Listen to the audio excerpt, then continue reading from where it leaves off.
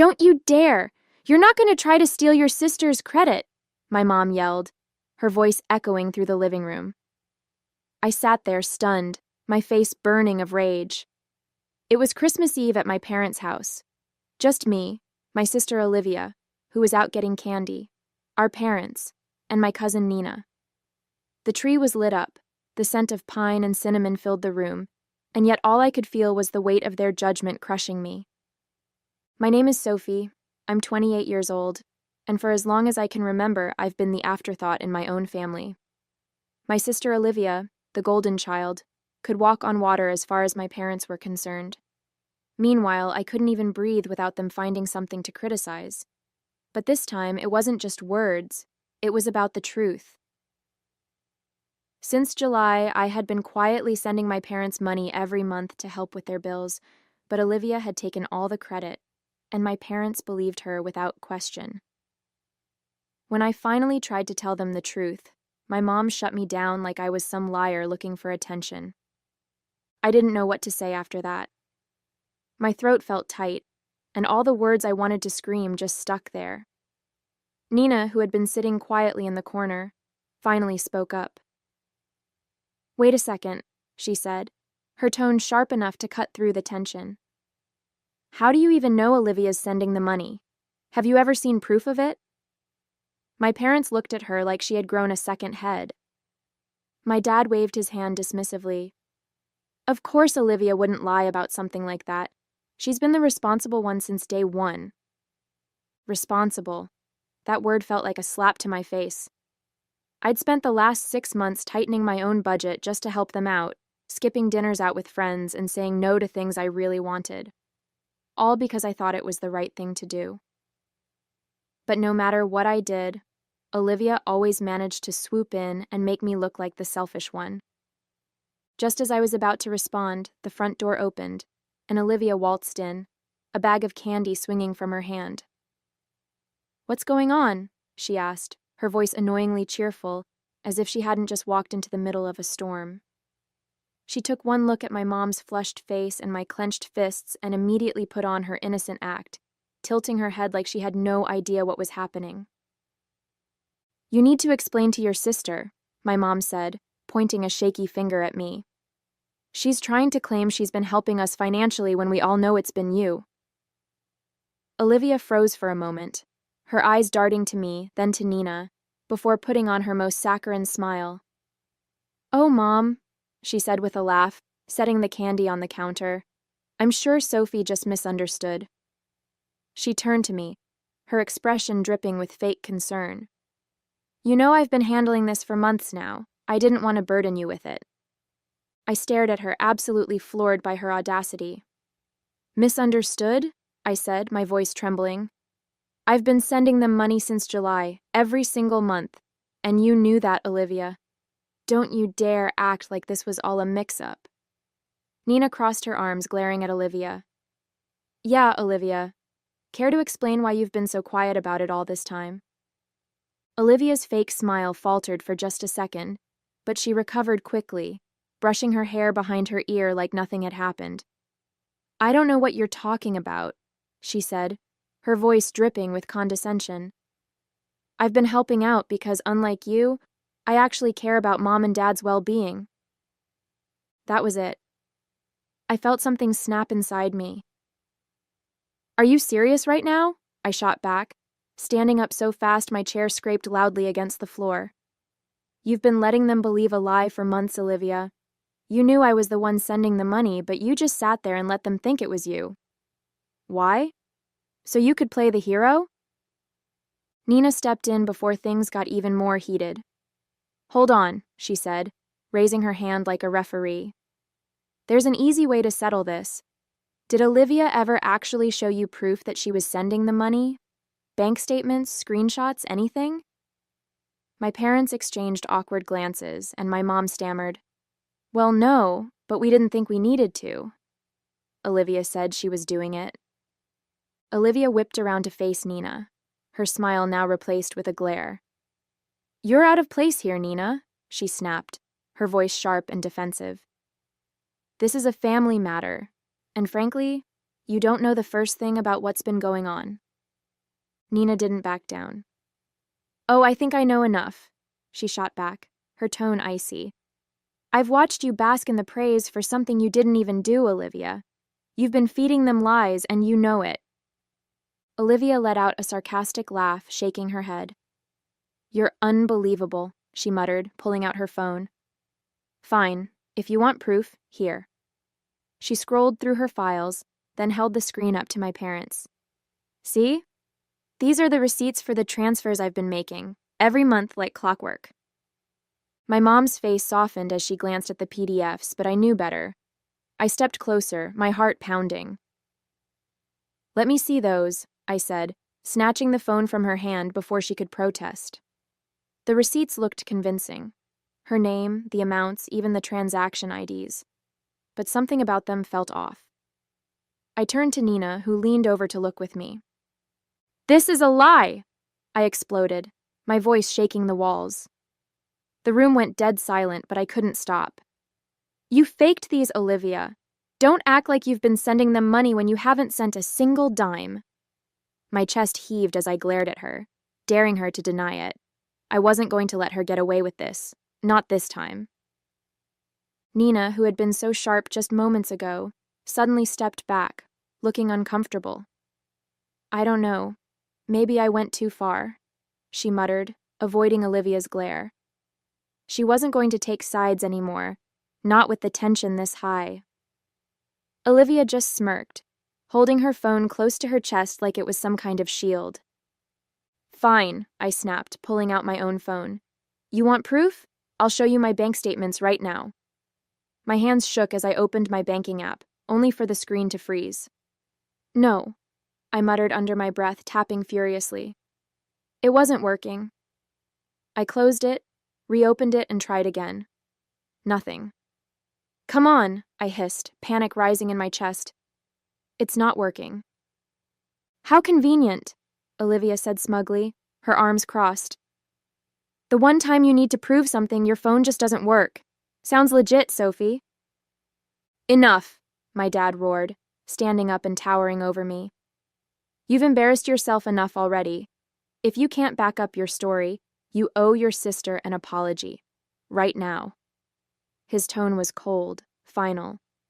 And if you don't, you can pack your things and leave. I'm not letting you ruin Christmas with your jealousy. I froze, feeling the weight of everyone's eyes on me. Apologize? For what? I spat, my voice cracking. For telling the truth? For being tired of living in her shadow? My dad just pointed to the door. You have 5 minutes to decide. I didn't wait. I grabbed my coat and walked out into the freezing night, slamming the door behind me.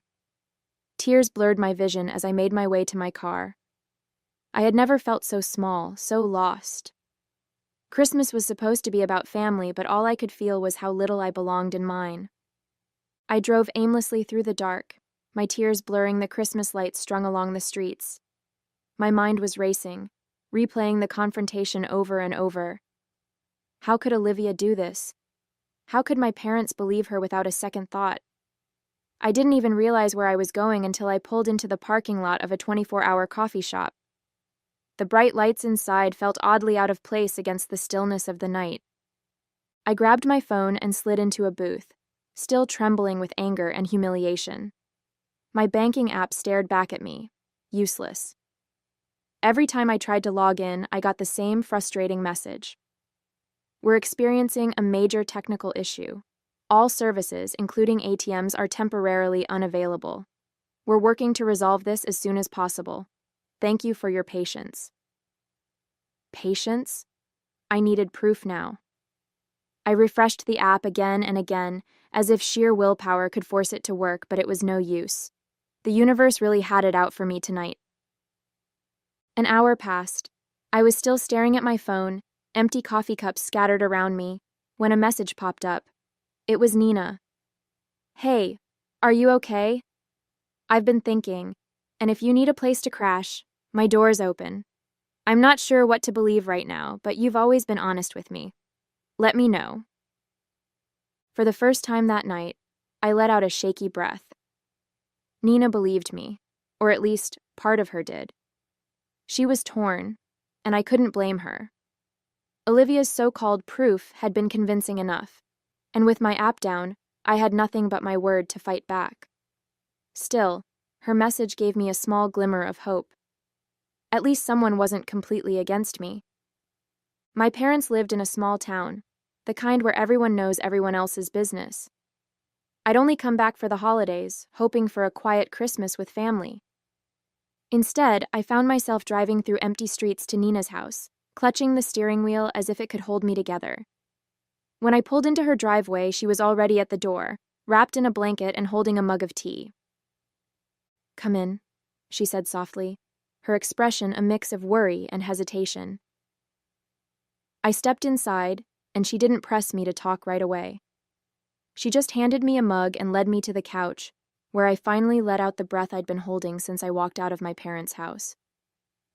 "I'm not lying, Nina," I said after a few minutes of silence. My voice cracked, but I forced myself to keep going. "I swear to you, I've been sending them money every month since July. Olivia knew, and she let them think it was her. Those receipts she showed? They're fake. I know they are." Nina nodded slowly, still unsure. "I believe you," she said hesitantly, "but you have to admit, it doesn't look great right now, especially with the app not working. It's like the perfect storm." "I know," I whispered, my frustration boiling over. "But tomorrow, if the bank system is back up, I'll show them the proof. I'm not stepping foot in that house for Christmas Day unless I can prove Olivia's been lying."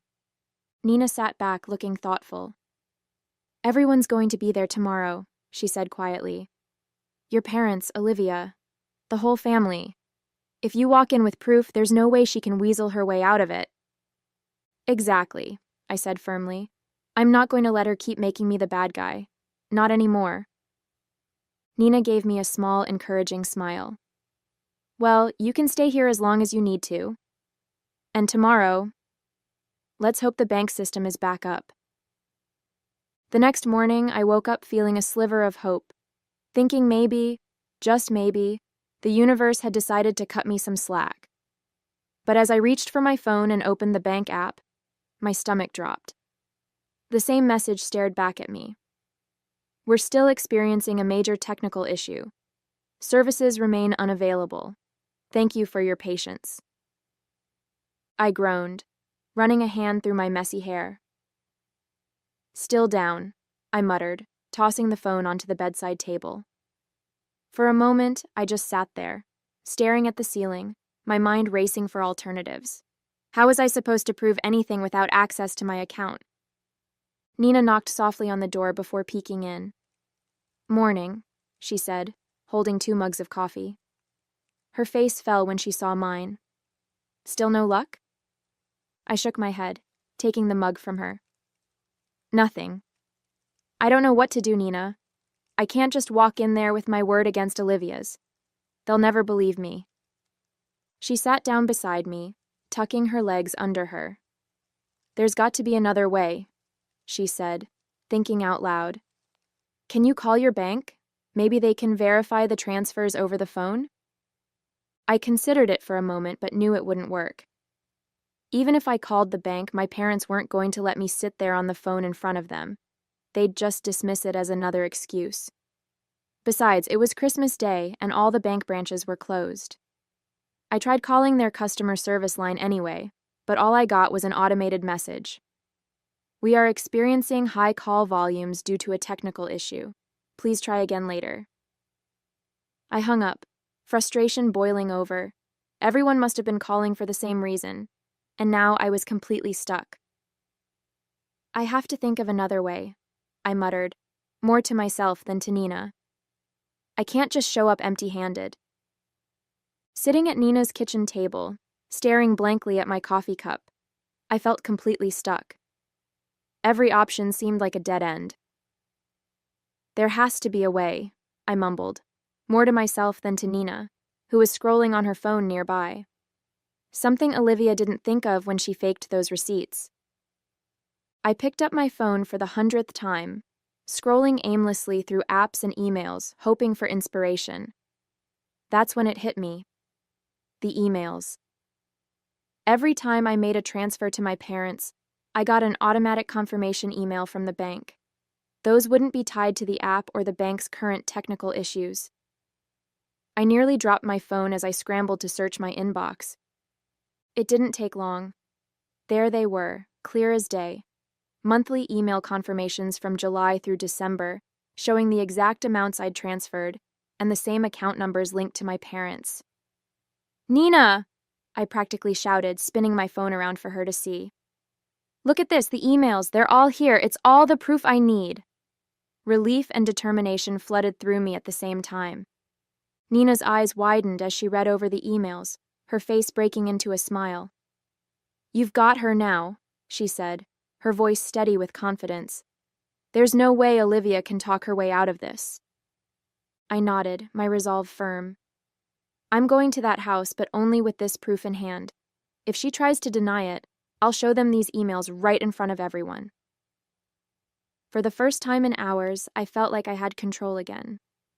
Olivia's lies were about to unravel, and this time, I wouldn't let her get away with it.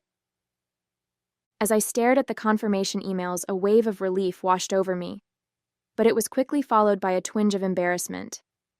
How had I not thought of this earlier? It was so obvious.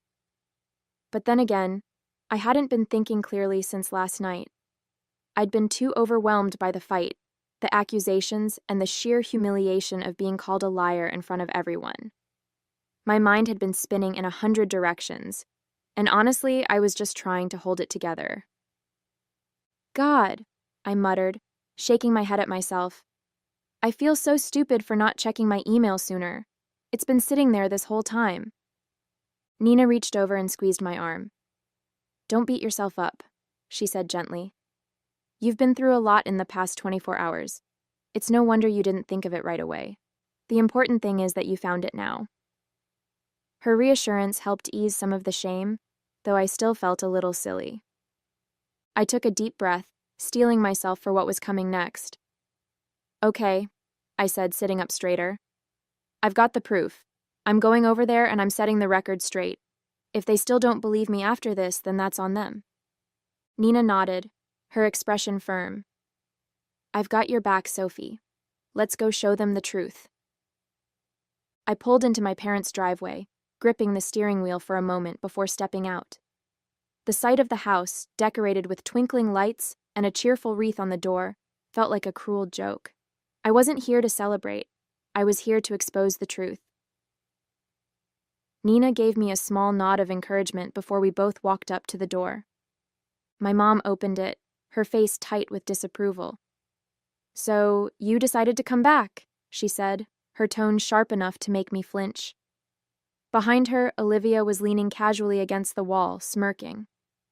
"Did you come to apologize, Sophie?" she asked, her voice dripping with mockery. My dad stood further back, arms crossed, looking like he'd rather slam the door in my face. "I just want to celebrate Christmas with the family," I said softly, forcing my voice to sound apologetic. "I don't want any more drama." My mom narrowed her eyes but stepped aside to let me in.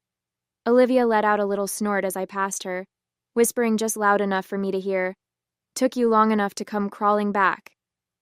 I clenched my fist but kept my face neutral. Let her think I'd given up.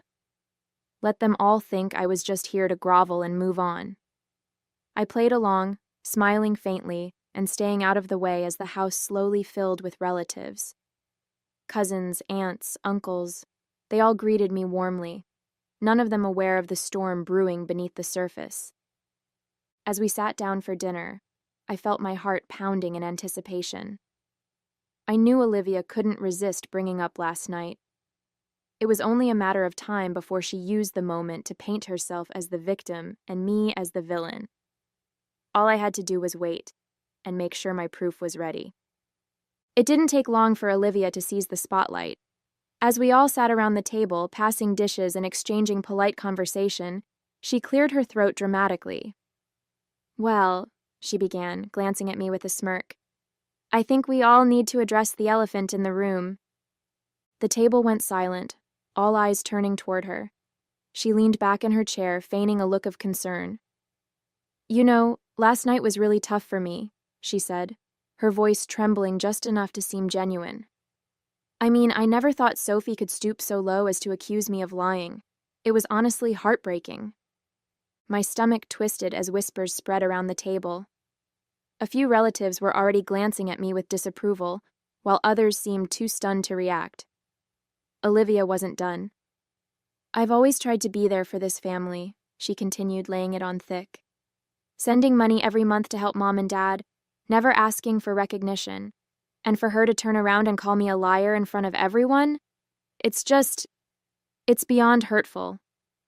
Her performance was flawless, tears threatening to spill, voice shaking just enough to sound sincere. My parents nodded along, my mom looking particularly wounded. "You didn't deserve that, Olivia," she said, her voice firm. "We've always known you were the responsible one." The room filled with murmurs of agreement, and I felt the weight of their judgment pressing down on me. My cousins and aunts stared at me like I was the worst person in the world. I gripped my phone under the table, my pulse pounding in my ears. I had waited for this moment, but now that it was here, the pressure was suffocating. I took a deep breath, steadying my hands under the table as Olivia continued her act. When she finally paused, dabbing at her dry eyes with a napkin, I seized the moment.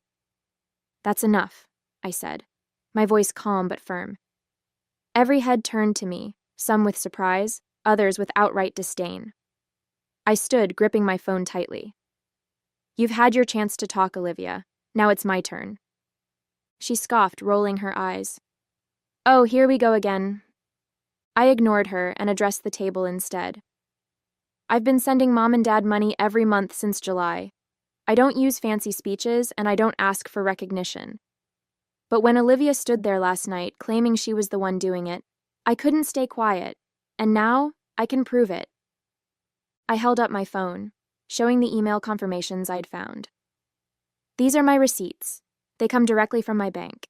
They show every transfer I made to Mom and Dad's account, along with the exact dates and amounts." Olivia leaned back, smirking. "Oh, please," she said, waving me off. "Anyone can fake an email these days. You really expect everyone to believe that? My receipts came straight from the app." "They're not fake," I shot back, my frustration boiling over. "And if you're so confident, let's check the dates.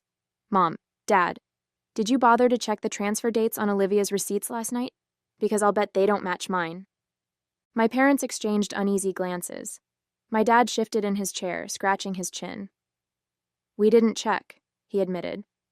"We just assumed, and we don't use the bank app on our phones." "You just assumed she was telling the truth," I finished for him, my voice sharp. "You trusted her without a second thought, but now you have a chance to see for yourselves." I crossed my arms, daring Olivia to interrupt. "Let's go and check your ATM statements. They show the account numbers for every deposit.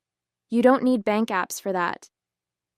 Olivia's smirk faltered, but she quickly recovered. "Fine," she snapped. "Let them check. I have nothing to hide." My parents hesitated, clearly uncomfortable. "It's Christmas," my mom said weakly. "Do we really have to—" "Yes," I interrupted, my voice unwavering. "We do." Reluctantly, my dad grabbed his coat and the three of us left for the nearest ATM. The cold night air bit at my skin as we drove in tense silence. At the ATM, my dad pulled out his card and accessed the transaction history. Slowly, he scrolled through the dates, matching them to the statements on my phone.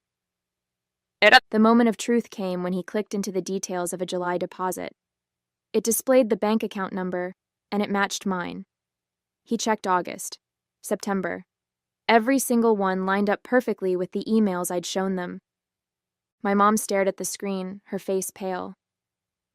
"It's Sophie's account," she whispered, barely audible. "Every one of these transfers came from Sophie. Olivia actually took the time to fake her statements just in case we would ask one day." When we pulled back into the driveway, the atmosphere in the car was thick with tension. My parents hadn't said a word the entire ride home, their faces a mix of shame and disbelief. As we walked into the house, the murmurs of conversation in the living room came to an abrupt halt. All eyes turned toward us. the weight of the situation pressing down on everyone. And then, we saw Olivia. She was by the door, furiously throwing on her coat and clutching her purse. Her face was flushed, her confident smirk replaced by a panicked, guilty expression. "Olivia," my dad said firmly, stepping forward, "we checked the statements. Every transfer came from Sophie's account. You've been lying to us." The room erupted into hushed gasps. A few relatives exchanged awkward glances, clearly embarrassed to have believed her. One by one, they started gathering their things, mumbling hurried goodbyes as they shuffled toward the door. Olivia's facade finally cracked. She let out a bitter laugh, tears streaming down her face. "Fine," she snapped, spinning around to face us. "Yes, I lied, okay? Is that what you want to hear? I lied." She glared at me, her voice trembling with frustration. "You told me back in July that you didn't want a big deal made about sending them money, that you just wanted to help quietly. So I thought, what's the harm in letting them think it was me? They already see me as the responsible one anyway." Her words hit me like a punch to the gut. "I told you because I trusted you," I said, my voice shaking. "I thought maybe, for once, you'd support me. Instead, you used it to make yourself look good while I was left feeling invisible. Do you even realize how humiliating this has been for me?" Olivia's expression softened for a brief moment, but she quickly turned defensive again. "They were never going to believe you over me, Sophie," she said bitterly. I didn't think it would blow up like this." My mom stepped forward, her voice trembling. "Why, Olivia? Why would you do this? We would have been grateful to either of you for helping. There was no reason for this." Olivia didn't respond. She grabbed her keys and stormed out the door, slamming it behind her. The room was silent for a long moment, the weight of her actions sinking in. My parents turned to me, their faces filled with regret. "Sophie," my dad began, his voice heavy, "we owe you an apology, a huge one. We should have listened to you, but we didn't. And we're sorry." My mom nodded, tears streaming down her face. "We've treated you unfairly for so long, and this was inexcusable. I don't know if we can ever make it up to you, but we'll try. I promise." I stood there, taking in their words, unsure how to feel. Part of me wanted to forgive them, but another part still ached from years of being overlooked. "I appreciate the apology," I said finally, my voice quiet. "But this doesn't erase everything. It's going to take time." They nodded solemnly, and for the first time, I felt like they truly understood. The night ended quietly after that, with the house emptied of guests and the three of us sitting in the lingering aftermath. It wasn't the Christmas I had hoped for, but at least for once the truth was out, and I wasn't the bad guy anymore.